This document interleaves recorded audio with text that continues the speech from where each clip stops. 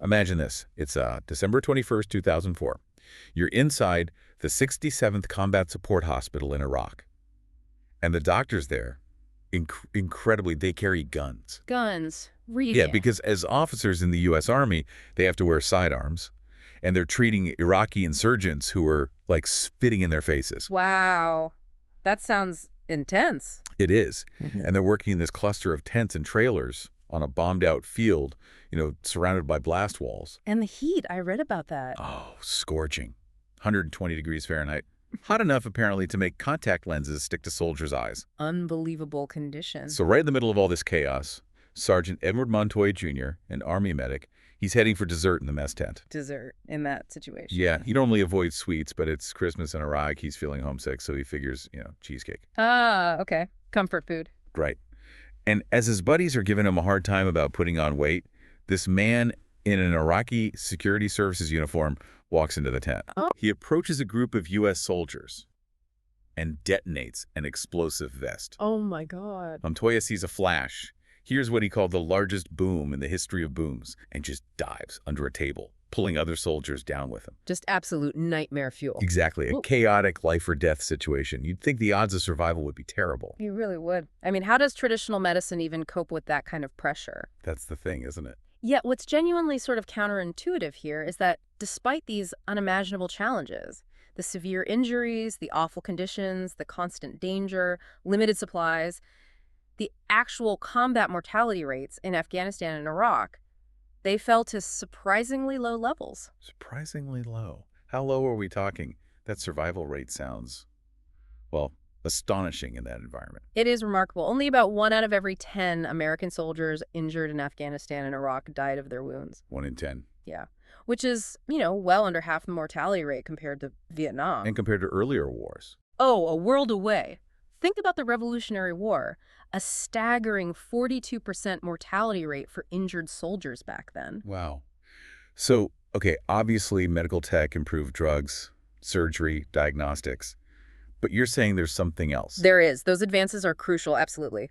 But a less familiar yet equally important factor is how armies handle allocating scarce resources when you have mass casualties. Right, because doctors are trained to help the patient right in front of them. Exactly. But in these extreme situations, you have to make incredibly hard choices. And this is where a key medical innovation comes into play. Triage. Triage. Okay, I've heard the word. It comes from French, right? For sorting things. That's it. Sorting commodities like wheat or coffee beans originally. So given how complex combat injuries must be, did the medics use some kind of super complicated algorithms or what? Actually, quite the opposite. And that's what's really powerful about triage. Its inherent simplicity. Simplicity. In that chaos. Yes. Instead of complex algorithms, medics like Sergeant Montoya and his team rely on just a handful of simple rules for really rapid, critical decisions. How rapid? Typically less than a minute per patient. They use simple guidelines like, can the patient follow instructions? Is their pulse rate below 120? Respiratory rate between 10 and 30 breaths per minute? Things like that let them quickly evaluate the wounded. And then the color-coded tags we hear about. Precisely. That's the sorting mechanism. Patients get tags. Green means walking wounded, treatment can wait.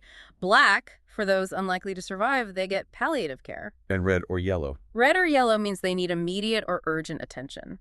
This sorting makes sure those scarce medical resources, the surgeons, the blood, the equipment, go where they can actually do the most good. To the ones who have a shot at survival if they get treated right away. Exactly. It's an incredibly effective system, really born from chaos, all thanks to just a few simple rules. So is this approach just for these extreme life or death situations?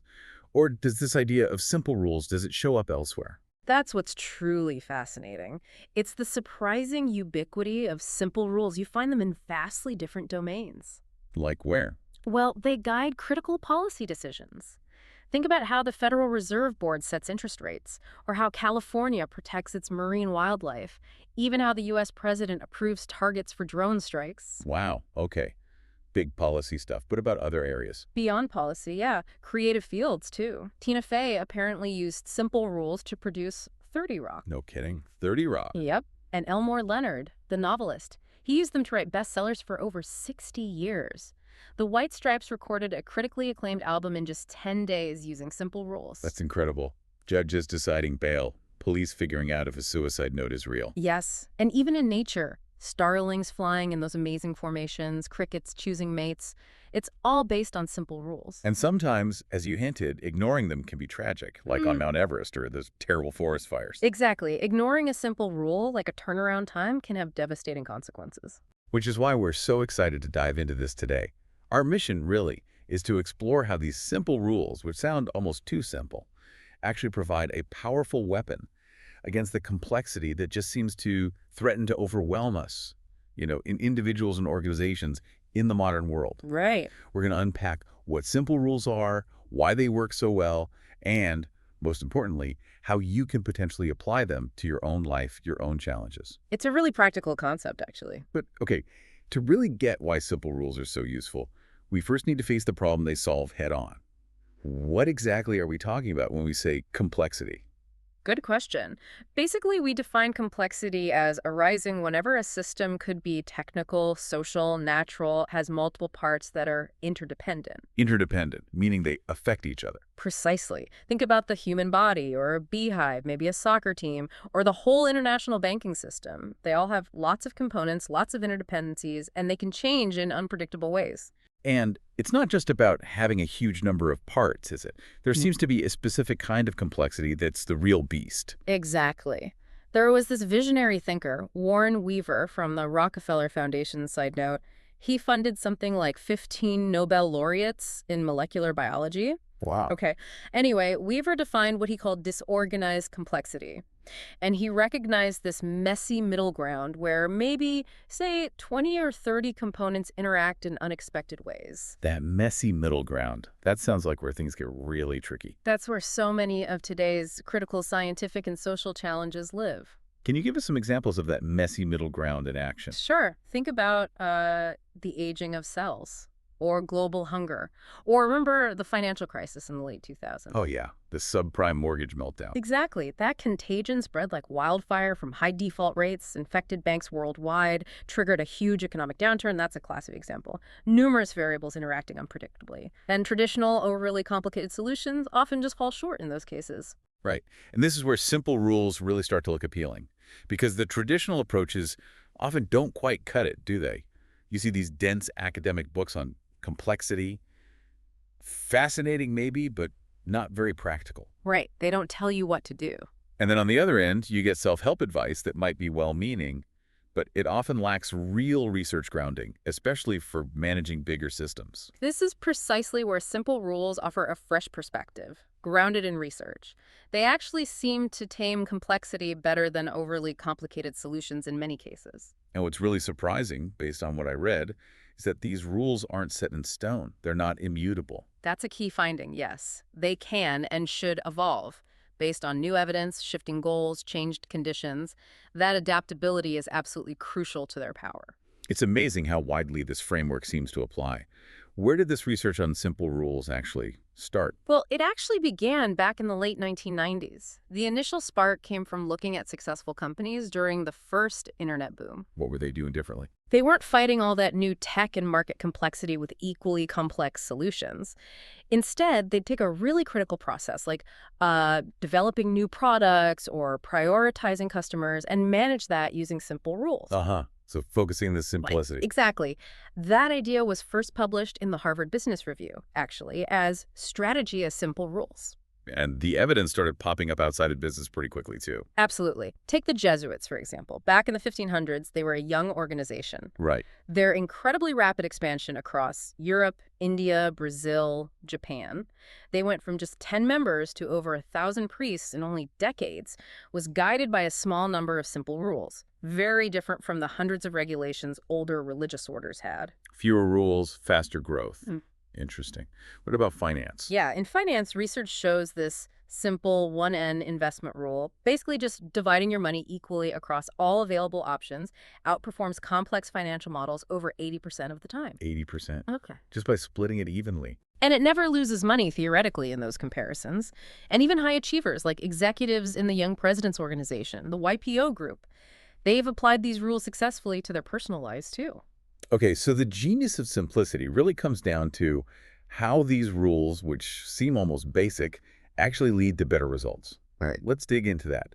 Starting with decision quality. We all use rules of thumb, right? We do. Like carpenters using their thumb for a rough measurement, or golfers who, tee up on the side of trouble to aim away from hazards. Mental shortcuts. But how can they possibly outperform more complicated methods? Well, what's compelling is that these simple rules, these heuristics, can actually outperform more complex, information-heavy approaches, Hmm. especially when the links between cause and effect are kind of murky or when different factors are highly correlated. So when things are messy and uncertain, Exactly. The real insight isn't just that they work, it's that in unpredictable environments, their power comes from being robust, not necessarily from being theoretically precise. They're built for messy reality, not a clean spreadsheet. and this ties into something called overfitting data, right? Can you break that down? Sure. Overfitting happens when a model fits historical data too closely. It mistakes random fluctuations, just noise, for a meaningful pattern, a signal. So it learns the wrong lessons from the past. Precisely. It hardwires error into the model. It might look great at predicting the past, but it's inaccurate for the future. You see this a lot with sophisticated economic forecasting models. They always seem to get it wrong. Well, they often fail to beat simple models because the causal links in complex systems like the stock market are poorly understood and they're always shifting. Simple rules, though, they're more robust because they don't get bogged down in all that irrelevant detail. They focus on what really matters. That makes total sense. It reminds me of that study you mentioned with college students choosing courses. Oh, right. They were asked to consider all these factors: reading lists, syllabi, prerequisites, past student ratings. But a control group was just told, basically, pick some courses. And the result? The students who thought about fewer variables actually made better decisions. They often focused on just one crucial thing, like the student ratings. While the others? The ones who tried to weigh too many factors often got caught up in peripheral details and ended up making worse choices. Simple rules seem to cut right through that noise. Better decision quality. And beyond just making better decisions, simple rules are incredibly effective at driving action and perseverance. How so? Well, think about it. They're just easier to remember. Less cumbersome to follow than complex guidelines, so people are far more likely to actually act on their decisions and stick with them. It's about reducing cognitive load, preserving willpower. Yeah, you can see that in real-world examples like those entrepreneurs learning accounting rules. That was a great study. I mean, the ones taught simple rules like keep personal and business money in separate drawers or only transfer money with a written IOU. Basic stuff. Super basic. But they improved their bookkeeping, their cash management, and their sales went up by 25%. While the group taught complex accounting. No better off than the group who got no instruction at all. The complexity just paralyzed them, it seems. Or look at dieting. There was that study comparing sticking power in weight loss on a simple diet plan versus a complicated one. Mm-hmm. People were just far more likely to stick to the simple diet. And because they stuck with it, they had more sustained weight loss. When people quit the complicated plan, they hadn't lost any weight at all. It shows how simple rules are less demanding, cognitively, making follow-through much easier. Okay, that leads us to a really important type of simple rule. Stopping rules. Oh. These sound crucial for knowing when to, cut your losses. Avoid throwing good money after bad. Absolutely critical. Gerald M. Loeb, the legendary investor, his book, The Battle for Investment Survival, sold hundreds of thousands of copies. He had a powerful stopping rule. What was it? Basically, if an investment loses 10% of its initial value, sell it. Period. It's just like that. 10% and you're out. Yep. He emphasized, accepting losses promptly is the first key to success. It's so tempting to wait, hope it'll bounce back, right? But Loeb's rule forced discipline. Cut the losers. That takes guts. It does. And stopping rules can help with mindless behaviors too, like overeating. Researchers were puzzled by the French paradox, low heart disease and obesity in France, despite all that rich food. Right, the cheese, the wine. One theory suggests it's partly because French diners tend to use internal cues to stop eating, like when the food stops tasting as good or they actually feel full. As opposed to External cues, like finishing everything on your plate or waiting until the TV show ends. It's about having a clear internal stop signal. And then there's the really tragic example from Mount Everest in 1996. Yeah, that's a sobering one. Scott Fisher, a very experienced expedition leader, he had a strict 2 o'clock rule. Which was? If you aren't on the summit by 2 o'clock in the afternoon, it's time to turn around. No exceptions. Why 2 o'clock? It was designed to make sure climbers weren't descending in the dark, and that they had enough energy, enough oxygen to get down safely. It's a simple safety margin. But in the death zone, high up there. Exactly. Impaired judgment, summit fever, the rule got ignored, and that contributed directly to fatalities. It's a stark reminder of the power of simple rules and the danger of abandoning them when you need them most. On a slightly lighter note, you mentioned one of the authors actually used simple rules as a bouncer. Ah, Sounds like a story. yes, that's right. While working as a bouncer in a pretty rowdy bar, he quickly developed his own simple rules. Like what? Like, double up the security for heavy metal, ska, and punk bands. Certain music just attracted more trouble, apparently. Makes sense. Any others? The most important one, he said, was keep the bikers on your side. Keep the bikers. By doing small favors for a local biker gang, he could then ask for their help if things got really out of hand. Even the most aggressive guys would apparently back down meekly when faced with intimidating bikers like Man Mountain and Shotgun. Wow. Simple rules for crowd control, even with biker gangs. Turns out they can be surprisingly effective, yeah. Managing unruly crowds, avoiding bigger problems. Okay, so we've seen how simple rules improve decisions and drive action for individuals. But they're also incredibly powerful for coordinating groups, right? Promoting collective behavior. How do they let people work together, even without a boss telling everyone what to do, or everyone seeing the whole picture? Nature gives us a fantastic example here. Honeybees. Honeybees, okay. When a swarm needs to find a new home, hundreds of scout bees fly out in all directions. Looking for a new spot. Right. When a scout finds a promising site, she flies back to the swarm cluster and does this waggle dance. The waggle dance, I've heard of that. It signals the direction and the quality of the site she found. Other scouts then go check it out independently. So they verify it. Exactly. And get this, bees that are advertising less attractive sites actually get head-butted by other bees to make them stop dancing for that site. Head-butted. Serious. Yep. It's a way of shutting down the weaker options. Eventually, one site attracts enough followers, a quorum, and the whole swarm just takes off and moves there. And no single bee knew about all the options. The queen didn't decide. Nope. No single bee knows everything. The queen isn't in charge of the decision. Yeah. The optimal collective choice just emerges from these simple rules and interactions. It's like natural distributed decision-making. That's absolutely amazing. And we see similar coordination in human systems, too. You mentioned Zipcar. Right. Zipcar, the car-sharing network. For its first dozen years or so, with hundreds of thousands of members sharing thousands of cars, they relied on just 6 simple rules. 6 rules for all those people and cars. What were they? Things like report damage, keep it clean, no smoking, fill her up with gas, return on time, and pets stay in carriers. Pretty straightforward. Very. But these easy-to-remember rules set basic expectations, and the actions they covered. They accounted for the vast majority of potential disputes between members. It allowed this huge, flexible system to work with minimal central staff constantly watching over things, large-scale coordination through simplicity. So zooming out, you see similar coordination rules in lots of places. You really do. Think about improvisational comedy.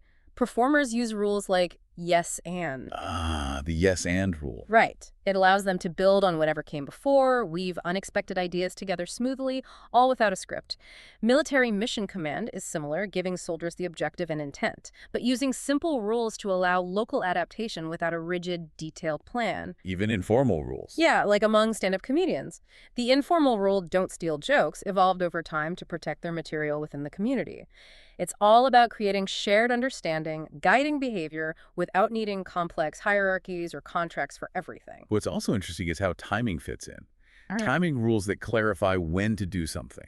Exactly, like the simple rules for tackling insomnia. Things like get up at the same time every single morning, regardless of when you went to sleep, and avoid going to bed until you actually feel sleepy. So they create a deadline and a rhythm. Precisely. They help regulate your body's clock. And this isn't just for humans. Dragonflies use simple timing rules for their long migrations. Dragonflies migrate. How do they know when? They fly only when the nighttime temperature falls for 2 consecutive nights. That usually correlates with cold northern winds that push them south. But they also have a stopping rule. Stay put if the wind gusts are too extreme. Simple environmental cues dictate their whole migratory rhythm. Wow. Nature's full of this. And even huge companies like Pixar use strategic timing rules. They aim to release a new movie every year right around Thanksgiving. Why Thanksgiving? It synchronizes with the holiday season, a peak time for family movie-going. It's a simple rule about when to act to maximize impact. Okay, so we're convinced. Simple rules are powerful. But how do you actually get them? Where do they come from? I mean, some just evolve naturally, right? Like butterflies finding mates on hilltops or the comedians don't steal jokes rule. Right. Those evolved rules often work well and have legitimacy because they grew organically, but the downside is they can be implicit, hard to articulate, and really deeply entrenched. That makes them hard to change when conditions shift. So the big question is, can we be more deliberate? Can we actively develop simple rules instead of waiting for evolution or community norms to slowly form? Thankfully, yes. Based on, over a decade of studying this and working with individuals and organizations, 4 main active approaches seem to emerge. Okay, let's hear them. What's the first one? The first is basically codifying personal experience, distilling your own hard-won wisdom. You give us an example? Absolutely. Tina Fey, the comedy writer and producer, based on her experience running comedy shows like SNL and 30 Rock, she distilled her insights into 9 rules for managing the chaos, including gems like, when hiring, mix Harvard nerds with Chicago improvisers and stir. That captures a specific insight from her experience. Ah, love that. Any other examples? Yeah, there's Leslie Perlow's research with software engineers. They were struggling to balance focused solo work with needed collaboration. A common problem. Totally. Based on their collective experience and frustration, they implemented a simple rule for quiet times. Tuesday, Thursday, and Friday mornings are designated quiet times. No meetings, fewer interruptions, and it significantly boosted their productivity. Just by codifying what they knew they needed. Okay, what's the second approach? The second is adopting others' experience or using analogy, learning from elsewhere. And you had a really wild example for this one involving Japanese scientists. I do. It's pretty amazing. Japanese scientists were trying to design optimal rail networks for Tokyo. Hugely complex problem. Right. Billions of dollars on the line. And they drew an analogy from a brainless slime mold. A slime mold. Seriously? Seriously. They observed how this simple organism, Physerum polycephalum, efficiently connects scattered food sources in its environment. It avoids light, builds redundant paths sometimes. Based on the simple rules governing the slime mold's growth, they built a computer simulation. To design the rail network. Exactly. It helped them design an optimal rail network for Tokyo that was remarkably similar to the actual human-designed one, but without laying a single kilometer of real track first, just by applying principles from a slime mold. That's incredible. Okay, extracting simple principles from unexpected places. What's the third way? Third is distilling scientific evidence, taking complex research findings and boiling them down into simple, actionable rules. How does that work in practice? Well, think about diagnosing clinical depression. Decades of psychological research have been condensed into just 4 simple questions. 4 questions for depression. Yes, things like, have you cried more than usual within the last week? Felt disappointed in yourself or hated yourself? Felt discouraged about the future? Felt like a failure? Answering yes to a certain number of these can diagnose depression with about 97% accuracy. It turns complex diagnostic criteria into a rapid assessment tool. Wow, 97% accuracy from 4 questions. That's powerful distillation. And there was a marine conservation example, too. There was. In California, they needed to set up marine protected areas, MPAs. After reviewing loads of complex ecological science, they developed a precise but simple rule for size. MPAs should be between 9 and 18 square miles. 9 to 18, specific. Right. It translates all that complex data about fish movement, habitat size, etc., into a clear, usable guideline for policymakers and non-scientists involved in the planning. Okay, that makes sense. And the fourth approach? The fourth is negotiating an agreement. This is key when different people or groups have conflicting values or interests. You forge simple rules together. You mentioned experiencing this firsthand. Yes, Dawn, one of the authors, oversaw executive education at London Business School. The professors all had different ideas about which courses to offer clashing priorities. Sounds familiar for academia. Yes. But through negotiation, they managed to forge a handful of robust, simple rules for selecting which programs to run.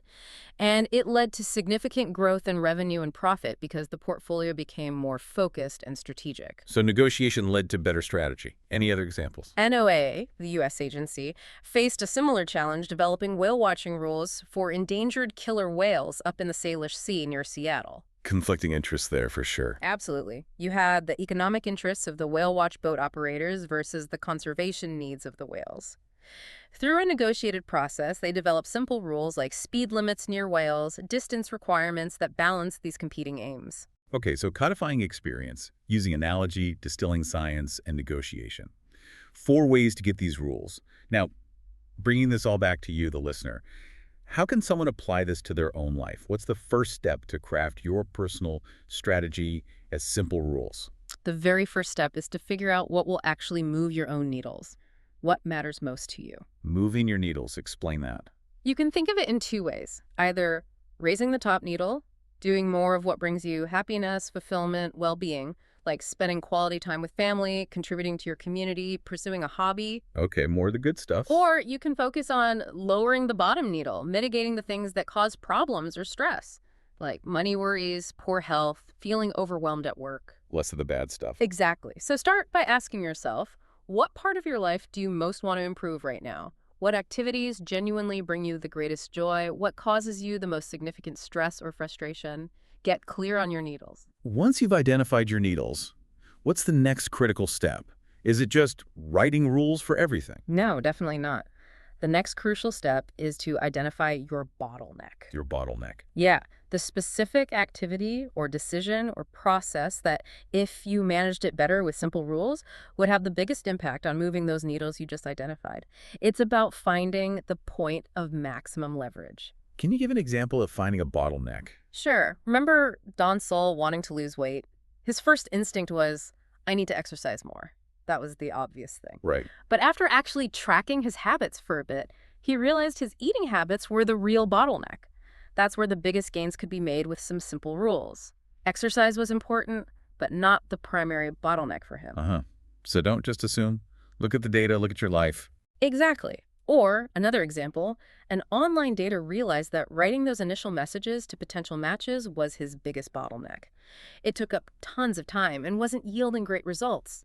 So he needed simple rules for that specific activity. Finding that core bottleneck is absolutely key. Okay, identify needles, find the bottleneck, Yeah. and then comes crafting and refining the rules. You said earlier, this isn't like getting rules handed down on stone tablets, right? It's more iterative. Absolutely iterative. It's a process. You can start by asking role models, people you admire who seem to handle similar situations well. Ask them what they always do or never do, or walk through their recent decisions with them to see if you can codify their implicit rules. What about figuring out your own rules? Journaling is powerful. Track your own experiences around the bottleneck. What worked? What didn't? What patterns emerge? That self-reflection can reveal potential rules, and if other people are involved, like family members sharing chores or a team at work, then negotiation is vital to get buy-in and make sure the rules work for everyone. And then, critically, you have to test them. Right. Yes. Test your first draft rules. Don't just assume they're perfect. Measure how well they're actually working. Are they moving your needles? Are they easy to follow? Remember Herkimer Corporation, the oil industry supplier? They had 57 initial ideas for bidding rules. Exactly. Way too many. Through testing, they found some were too vague, some overlapped, some just weren't practical. They refined it down to just 5 robust rules that really worked. This iterative testing and refining is absolutely vital. And Frontier Dental Laboratories is another great example of that refinement. Yeah. How did that play out for them? They were trying to target dentists, right? Right. Their sales team initially had 9 rules for identifying their ideal dentist customers, but the rules were too cumbersome. They required data that was hard for the sales reps to find quickly. So good idea, bad execution. Sort of. The intent was right, but the rules weren't practical, so they tested them. They had separate teams try different versions. They found they could simplify rules like changing pays less than 5% in finance charges, which was hard to track, to the much simpler, has fewer than 4 finance charges in a year, which was easy to see on a credit report. Much more actionable. Totally. And that refinement, making the rules simpler and more actionable based on testing, led to a huge jump in sales. They went from successfully selling to maybe a 1 in a few hundred dentists they targeted, to selling to 2 out of 3, with fewer sales reps needed. It just shows the massive power of refining the rules based on real-world results. Okay, this brings us nicely to the whole idea of continuous improvement. It sounds like your first set of simple rules is rarely the final version. That's okay, even expected. The key is to keep learning, keep evolving them. Can you share an example of how that evolution really plays out over time? Shannon Turley, the strength coach at Stanford University, is a fantastic example. Okay, the football coach. Well, head strength and conditioning coach for multiple sports, but yeah, big impact on football. He started out with fairly generic rules based on his early experience back at Virginia Tech, mostly focused on traditional weightlifting numbers, bench press, squat records, that kind of thing. Pretty standard for strength coaches, maybe. At the time, yeah.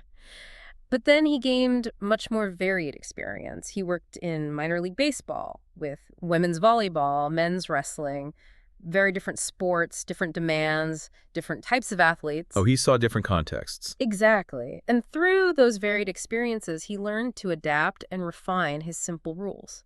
He started questioning if just lifting heavy weights was the best measure of athletic preparedness for football. He shifted his focus from just weight room strength to metrics that actually correlated better with on-field performance and injury prevention for that sport. So moving beyond just generic strength rules. Right. He developed new simple rules focused on movement quality, functional strength, resilience. And the results were staggering. He's credited with helping Stanford football achieve a dramatic 87% reduction in injuries over a period. It was a profound evolution in his approach, driven by experience and refinement of his rules. That is an incredible transformation. And is there, like, a typical pattern to how simple rules tend to improve over time? Did they change in predictable ways? There does seem to be a pattern, yeah. Research suggests people often start with more superficial or obvious rules, but as they gain experience and, crucially, reflect on that experience, their rules tend to become more strategic and abstract. Strategic and abstract, meaning? Meaning they capture deeper principles. For example, that Finnish entrepreneurial team we mentioned. They started with a simple geographic rule: target Nordic countries. Close by, culturally similar. Seems logical. But later, as they learned more, they refined it to the more strategic, enter large European markets. They realized market size was actually more critical for their goals than just geographic closeness. That's a shift from a simple boundary rule to a more abstract strategic prioritizing rule. Okay, I see. Getting to the underlying principle. Exactly. And there also seems to be a common progression in learning different types of rules. People typically grasp boundary rules, don't do X, and how-to rules, do Y this way first. The basics. Right? Then they figure out prioritizing rules, do X before Y, timing rules, do X at time Z, and coordination rules. If A happens, then B does this. And interestingly, stopping rules, stop doing X if Y happens, often seem to be learned last. Stopping rules come last. Why do you think that is? Maybe because knowing when to quit, when to cut losses, requires overcoming certain biases like the sunk cost fallacy, and that takes more experience and discipline. You see this learning progression across fields, from expert bridge players to seasoned firefighters. So reflection on your experience and getting varied but related experience really speeds up this improvement process. Hugely important. Reflection is key, like a professional poker player meticulously studying their past hands and decisions, win or lose. And varied but related experience helps you see the underlying patterns better. Playing different types of poker helps you become a better poker player overall, more than just playing the exact same game over and over. There was that study with Go and Reversey players, too. Right, showing that experience in related domains accelerates learning. Exactly. It broadens your understanding and helps you refine more robust, adaptable rules. This all points to the need, sometimes, to fundamentally rethink your underlying assumptions, your mental models, especially when the context changes significantly. You had an example about a gardener. Yeah, think about a gardener in California facing severe drought. Her initial response might be obvious. Plant fewer thirsty plants, maybe replace some lawn with gravel. Simple rule changes based on the old model. Standard drought response. Right. But a deeper shift happens when she truly updates her mental model of gardening in that climate, realizing it's a Mediterranean climate, where the main growing season actually starts in the fall with the rains, not spring like in England or the U.S. East Coast. Totally different. Totally. So she might craft new, simple rules based on that model, including a really counterintuitive one, a no summer watering rule for native plants. Because many California natives go dormant in the summer heat, and watering them then can actually drown their roots. Wow, so the rule reflects a fundamentally different understanding of the environment. Precisely. It's not just tweaking the old rules, it's rewriting them based on a new, more accurate mental model of the situation. And finally, the really top performers, the leading organizations, they don't just react, do they? They proactively change their bottlenecks and rewrite their rules, especially when the environment is dynamic. You contrasted the success of Cheers with something new. Right. Think about Cheers. Hugely successful sitcom, ran for 11 seasons. They perfected the simple rules for multi-camera sitcom writing, ensemble comedy, the will they won't they dynamic. They found their niche and executed brilliantly within the established rules of television at the time. A masterclass in executing existing rules. Absolutely. Episodic success, but within the existing game. But then you look at Netflix launching House of Cards.